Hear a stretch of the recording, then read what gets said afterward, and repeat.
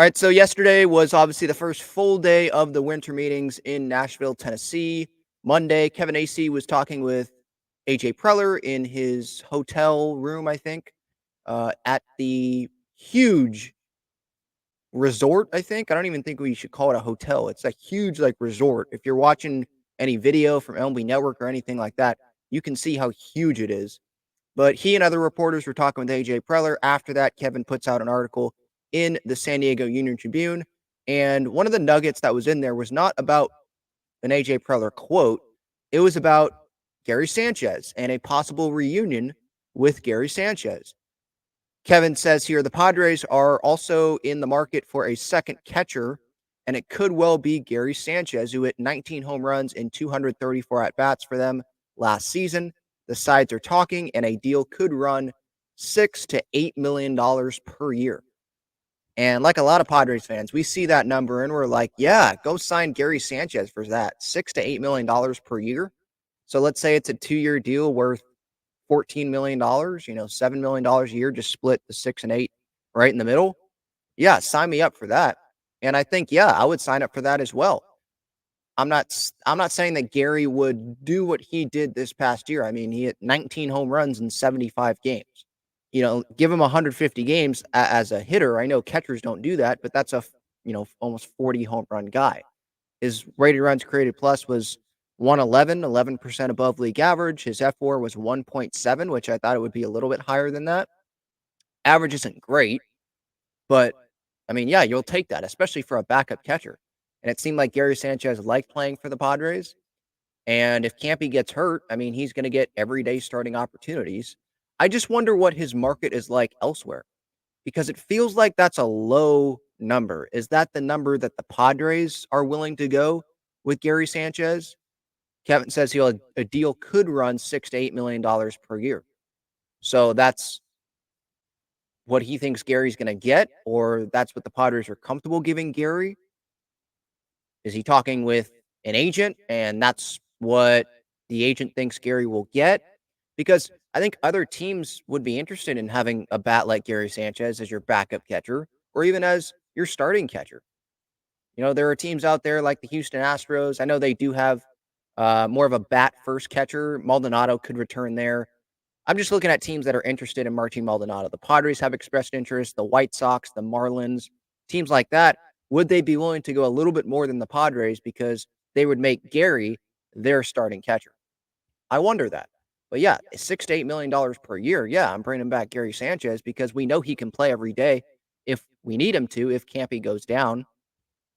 And I think, Gary, he would probably want to start every day, but if he believes in what the Padres are doing and thinks that the Padres can be a contender this next year, he liked playing in San Diego, and he played well with the Padres for the most part offensively, I thought. I thought he was pretty good offensively, obviously much better than what he was these past couple of years. Maybe it comes down to a comfort thing, and this is where he ends up coming back to. But I think that there's going to be another team out there that'd be willing to give more to Gary than the Padres would be willing to. So, yeah, I was surprised when I saw the $6 to $8 million per year number. Now, I guess the next question is, when could this type of move happen? Is this a move that you make before a Juan SoDo trade? I don't know. I don't think so, because let's say it's $8 million per year. Okay, then that's $8 million added on to what you have right now with no guarantee of a SoDo deal, at least like literally hasn't happened yet.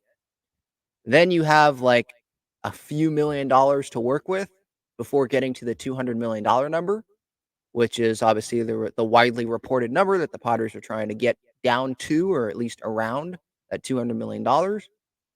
So I think that SoDo is the first thing that needs to happen. Unless you go sign like a reliever to a 1-year, you bring like Tim Hill back on a 1-year deal, invite to spring training, or you bring Austin Nola back on something like that.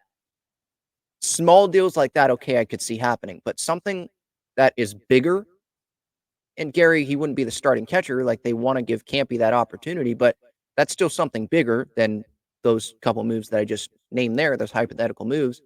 I feel like the Padres would want to wait for a SoDo deal to happen And actually, that means kind of waiting for Ohtani to sign. That's what I got. The impression I got from Preller when he spoke yesterday. Wait for Ohtani to sign. Get teams to bring their best offers to you. Then decide on the SoDo thing, who you're trading them to, and then you can go about your offseason because you know which pieces are you bringing back. Because what if they bring back someone like Kyle Higashioka, or they bring in another catcher via trade? Well, then Gary Sanchez isn't part of the picture, right? And but if obviously, if they went and signed Gary Sanchez, then they wouldn't bring back a catcher in a trade. So there's little things like that. But I'm just looking at like fits because another team would be like, we have an excess of catchers. We'll deal you that, and that could be more of a fit. Maybe the Padres don't like the young pitching in that organization. I'm just making stuff up right here, but I'm just saying like that's how trades could be working here. So again, I feel like the SoDo thing, Ohtani, SoDo, I feel like those are two big dominoes, like the first domino to be knocked over, and then everything else will go. So it's really wait and see here with the winter meetings. But let me know in the comments. Do you want Gary Sanchez back? $6 to $8 million per year. Would you sign up for that? Campy, the Padres want him to be the starting catcher. So it would be Gary and kind of like last year, Gary and Campy getting the majority of the time behind the plate.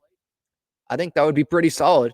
It worked last year. It's not a guarantee that it would work in 2024, but I'd give it a shot. I'd rather have Gary Sanchez. It's not anything personal against Brett Sullivan, but I'd rather have Gary Sanchez as my backup catcher than Brett Sullivan. And then you have Brett Sullivan in AAA if anything happens.